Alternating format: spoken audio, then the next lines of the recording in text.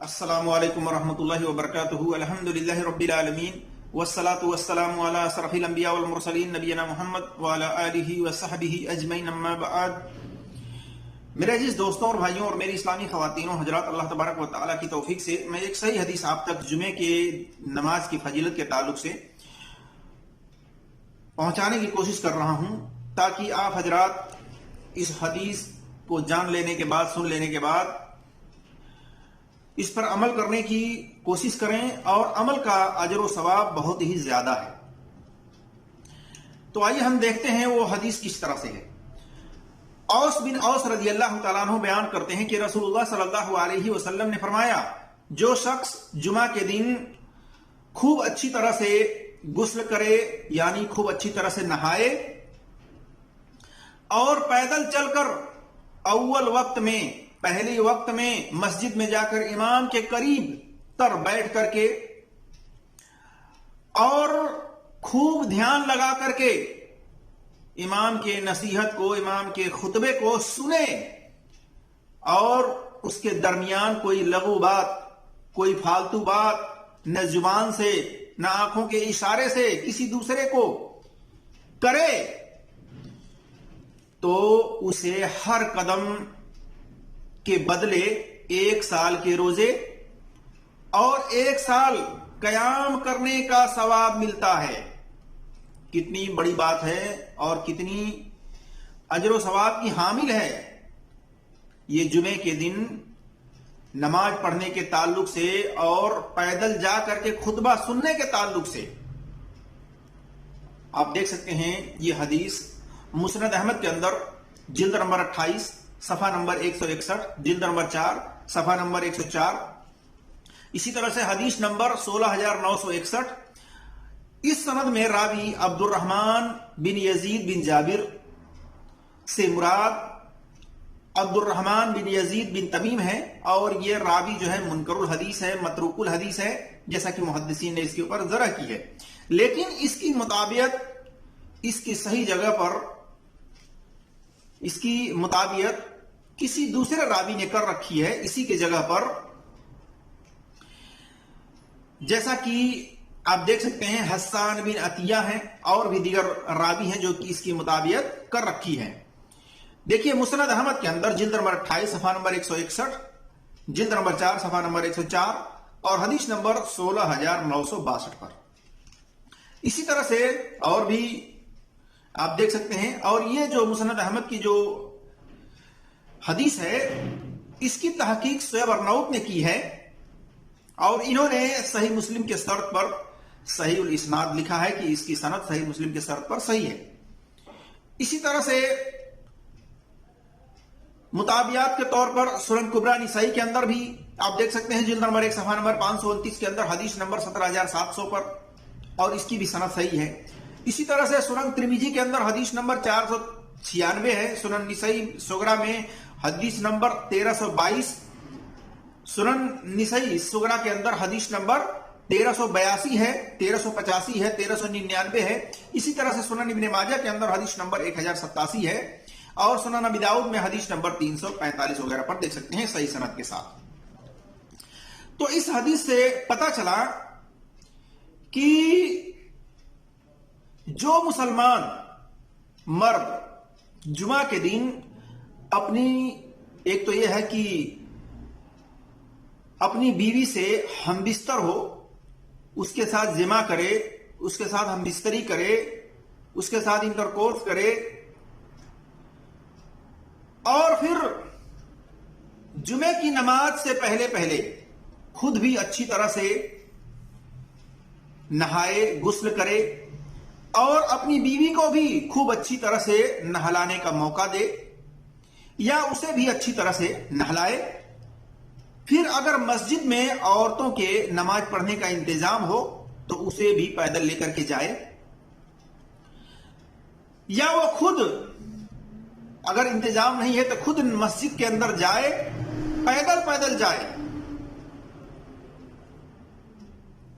اور امام کے خطبہ دینے سے پہلے اول وقت اسی کو کہتے ہیں کہ امام کے ممبر پر پہنچنے سے پہلے وہ مسجد میں داخل ہو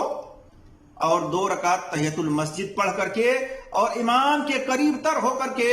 بیٹھ کر کے اور خوب دھیان لگا کر کے اس کے خطبات کو سنیں، امام کے نصیحت کو سنیں، بیچ میں کوئی ہاتھوں کے اشاروں سے یا زبان سے کسی دوسرے شخص کو کوئی ایسی بات نہ کہے، فالتو بات، غلط بات یا کسی بھی قسم کا دوران ایک خطبہ، امام جب خطبہ دے رہا ہو، بہت سارے لوگ ہیں اپنے ہاں، آپ دیکھتے ہوں گے، ہم نے دیکھا بھی ہے کہ آپس میں لوگ باتیں کرتے ہیں، امام صاحب خطبہ دے رہے ہیں اور آپس میں کچھ لوگ باتیں کرتے رہتے ہیں ایک دوسرے سے، اشارے میں کہتے ہیں بیٹھ جاؤ، اگر کوئی 2 رکعت تحیۃ المسجد پڑھتا ہے دوران خطبہ تو اس کو اشارے سے بیٹھا دیتے ہیں۔ تو اس طرح کی حرکت کسی کو بھی نہیں کرنی ہے، نہ ہاتھوں کے ذریعے، نہ زبان کے ذریعے، نہ آنکھوں کے اشارے سے، بلکہ اس دوران خاموشی کے ساتھ دھیان لگا کر کے بیٹھ کر کے امام کے قریب تر اس کی نصیحت کو سنیں، تو پھر اس کے ہر قدم کے بدلے اللہ تبارک و تعالی 1 سال کے روزے کا ثواب دیتا ہے، اور رات میں جو تہجد کی نمازیں پڑھی جاتی ہیں، جو قیام کیا جاتا ہے، اس کا بھی 1 سال کا اجر و ثواب اس کے برابر اس کو ملتا ہے میرے جس دوستوں اور بھائیوں۔ آج دیکھ لیجئے، اور ایک بات یہ بھی ہے کہ پہلے پہنچنے کا یہ فائدہ ہے کہ جب کوئی مسلمان جمعے کے دن جمعے کی نماز کے لیے اچھی طرح سے نہا دھو کر کے خوشبو وغیرہ لگا کر کے پیدل جاتا ہے پہلی فرصت میں امام کے ممبر پر پہنچنے سے پہلے تو فرشتے کیا کرتے ہیں؟